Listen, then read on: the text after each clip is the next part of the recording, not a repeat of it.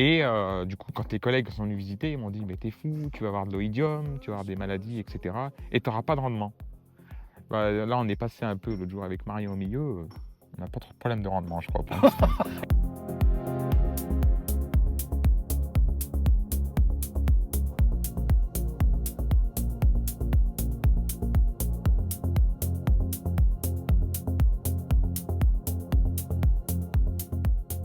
Moi, c'est Augustin Raspail, j'ai 29 ans. Nous avons l'équivalent de 3 temps plein sur la structure. Nous sommes sur une structure maraîchère de 2500 m² cultivée. Combien en serre? 600 m². On est sur une production ultra diversifiée, sur du mini-légumes, légumes japonais, micro-pousses, fleurs comestibles, plantes aromatiques, légumes oubliés. Notre clientèle est composée à 80% de restaurants gastronomiques, 15% de particuliers sous format un peu AMAP et 5% pour des magasins bio.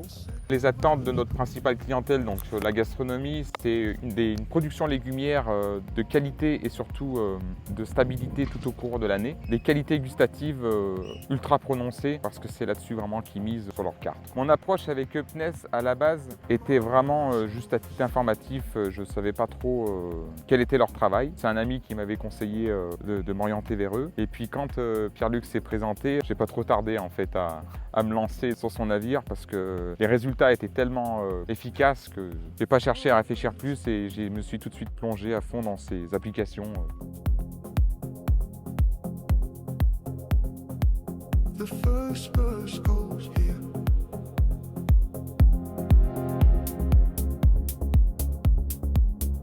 Et c'est voulu que tu aies toutes les fleurs là? Pourquoi pas là-bas? Ici, ça nous permet d'attirer la pollinisation. Parce qu'on a étudié le cycle des abeilles. Une abeille cherche à tout prix des fleurs jaunes ou oranges ou de cette couleur-là. Et le fait de les avoir situées dans le champ d'ouverture de la grande porte de la serre et du portillon, ça nous permet d'attirer énormément de pollinisateurs et d'éviter d'avoir à acheter des ruches de bourdon en grosse quantité. On achète une ruche de bourdon quand même pour compléter la pollinisation, mais on veut absolument une pollinisation naturelle prioritairement. C'est pour ça que j'ai mis des récorames d'Espagne qui font une fleur rouge-orange, tu vois, qui attirent en début de saison énormément de pollinisateurs.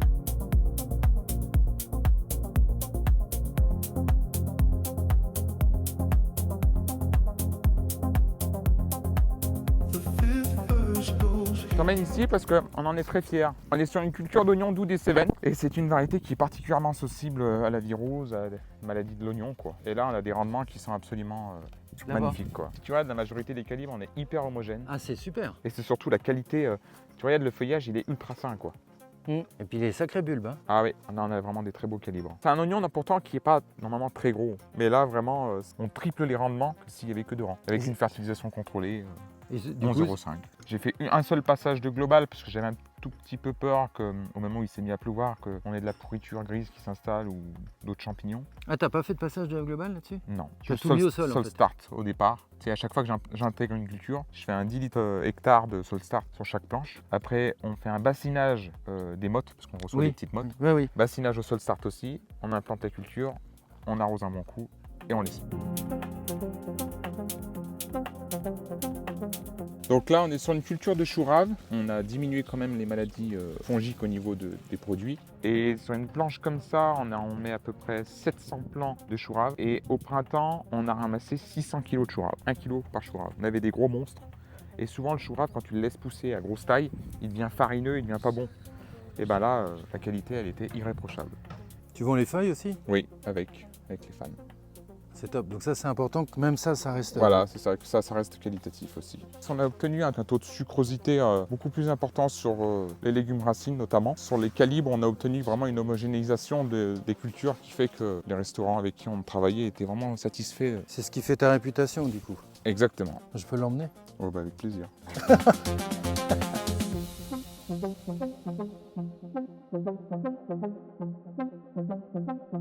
Se lancer sans apport de zéolite ou même de sol start, surtout sur des vieilles prairies comme ça, c'est du suicide pour moi. Bah, c'est pas que c'est du suicide, c'est que tu mets un nombre d'années incalculable pour arriver à être rentable. Et vu que nous, on a un objectif ici, c'est de pas de toucher les aides ou quoi que ce soit pour pouvoir vivre de notre métier, on est obligé, de trouver des solutions pour faire en sorte de s'en sortir par nous-mêmes, quoi. On a beaucoup de collègues, on a fait une grosse visite là avec les 25 maraîchers que je te disais, les 25 exploitations. Bon, la majorité était subjuguée par nos résultats parce que pour eux, au bout de 2 ans, on n'arrive pas à vivre de notre métier. Parce que justement, comme tu le disais, on a un sol compact, on a des topins. Tu vois, nous, on a eu la première année des topins, deuxième année, j'en ai plus un seul, et plus un seul quoi. Chose que chez la majorité de nos collègues, pendant 3 ans ils se tapaient les topins, ils étaient tous subjugués de voir qu'on n'a pas d'attaque de rongeurs, etc. Mais parce que je pense que le fait qu'on ait diversifié un maximum notre production, qu'on ait à la fois des légumes racines, des légumes feuilles, des plantes aromatiques qu'on a casées presque au milieu du jardin, certaines plantes comme la gastache alizée, au niveau racinaire, elles développent une molécule qui fait que au niveau de leur odorat, ça les fait fuir quoi.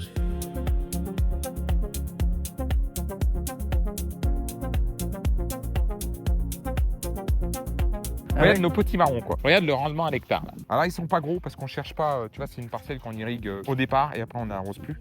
Donc ça c'est sans irrigation aussi. Mais les rendements sont absolument incroyables. Un maraîcher conventionnel il fait à peu près 2 fruits par mètre carré. Nous on a un plant tous les 50. On est à 16 fruits par mètre carré. 8 fois. 8 fois. Ce que les autres font. C'est ça. Et du coup, quand les collègues sont venus visiter, ils m'ont dit « mais t'es fou, tu vas avoir de l'oïdium, tu vas avoir des maladies, etc. Et t'auras pas de rendement. » Là, on est passé un peu l'autre jour avec Marion au milieu. On n'a pas trop de problème de rendement, je crois. Pour l'instant. On fera les totaux à la fin quand même. Et d'oïdium, bon, tu vois, on en a un petit peu. On voit 2-3 traces blanches ici et là. Ça, c'est plus des carences dues à la sécheresse. Puis je pense à un manque d'azote léger parce que, mine de rien, ça fait quand même une sacrée densité à l'hectare.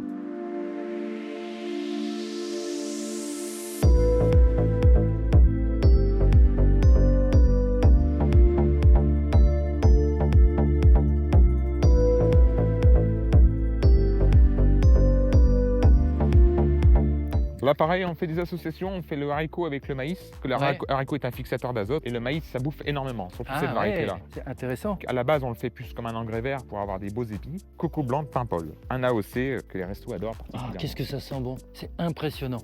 En fait, normalement, un maïs produit un épi par plant. Sauf que sur cette variété ancienne, c'est pas une hybride. Elle n'oriente pas toute sa sève juste pour un épi. Elle en oriente pour au moins 2 ou 3. Donc ce que je fais, c'est qu'au moment de la récolte, je leur fais ramasser que le gros. Comme ça, le petit, elle tente de se redévelopper. Et en arrière-saison, ça me double la production au mètre carré. C'est que le petit, tu vois, on le vend pour les restos à ce stade-là. Tu vois, regarde, en mini. Et là, lui, tu le manges en entier. Donc celui-là, ils le coupent en 2. Ils le font griller à la plancha et après, ils retirent les grains, pardon. Waouh, ça c'est top. Et là, celui-là, là, tu le croques à pleines dents. Mais vraiment entier. Encore meilleur. Et là, c'est encore meilleur. Ah ben, T'as vu ? lui est top, lui. C'est pas le même prix. La rareté fait le prix.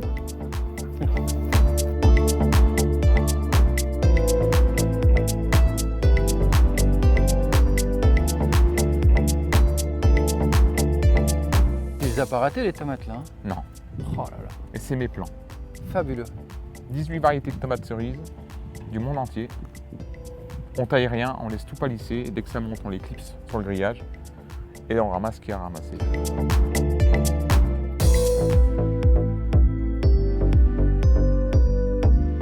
On fait un apport de compost de 5 cm sur chaque planche. On passe un bon coup de râteau pour enlever les débris. On sème avec un semoir mécanique. Et après, par-dessus, je fais un gros apport de Solstart à 10 litres hectares. J'apporte 20 mm d'eau. Et 15 jours plus tard, quand ça commence à peine à lever, Tu refais une petite. je fais à 5 litres hectares pour pas brûler. Et là, ça explose. Mais tu brûleras jamais, hein?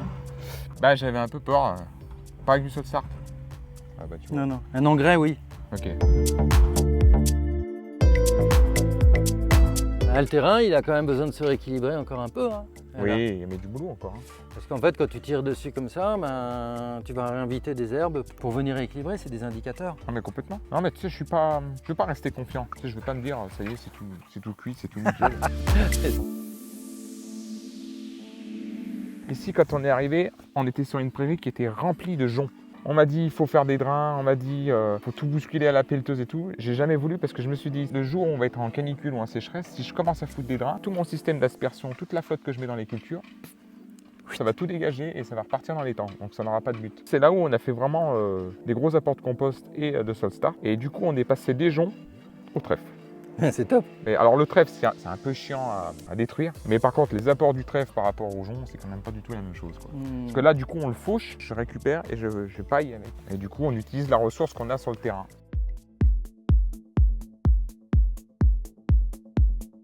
part sur culture de radis rave. On était sur un précédent prairie. On avait fait un apport de compost avec un apport de 10 litres Sol Start à l'hectare. Du coup, l'objectif, c'était vraiment d'arriver à avoir un légume racine qui soit assez long et très peu fibreux pour proposer en fait au restaurant un produit de qualité. Et c'est un produit que je n'arrivais pas à faire sans mon précédent sol parce que beaucoup trop compact et beaucoup trop argileux. Depuis que j'utilise Sol Start par rapport à ça, ça a été beaucoup plus Ah oui, ça se voit quand on beaucoup fonce plus la... meuble, notamment tu vois au niveau. Ouais, le sol est bien meuble. Ouais. Voilà. Ouais, là, ça sent le sous-bois, ça sent C'est bon. clair. Hein. Puis t'as vu, c'est Oui, puis la texture elle est vraiment elle est fabuleuse quoi. exceptionnel, quoi. Avec une bonne rétention en eau en plus quelque Mhm. part, Ouais. mais pas trop non plus. Non, ça me plaît, ça. Et puis avec un légume racine qui est plutôt assez conséquent, notamment par rapport à cette variété qui en général fait des bulbes moins longs que ceux-ci quoi. D'accord.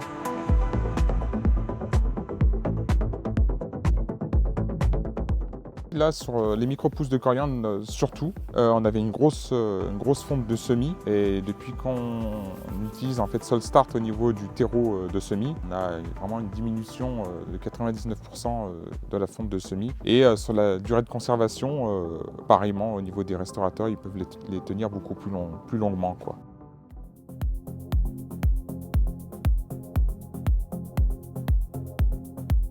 The first bus goes here. Ouais, c'est super chouette ce que tu me dis là.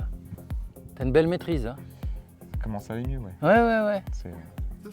Mais heureusement, parce que c'est vrai que, comme je dis souvent, il faut avoir les reins solides. Hein. La ténacité et la passion que tu manifestes. Ça paye. Eh oui.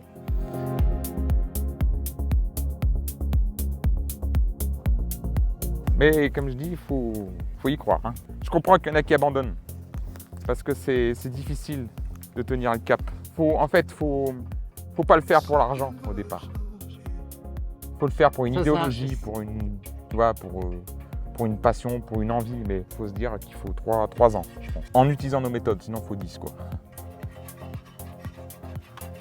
Je pense que l'année prochaine, tu reviens à la même période, c'est encore autre chose. Tant mieux. C'est...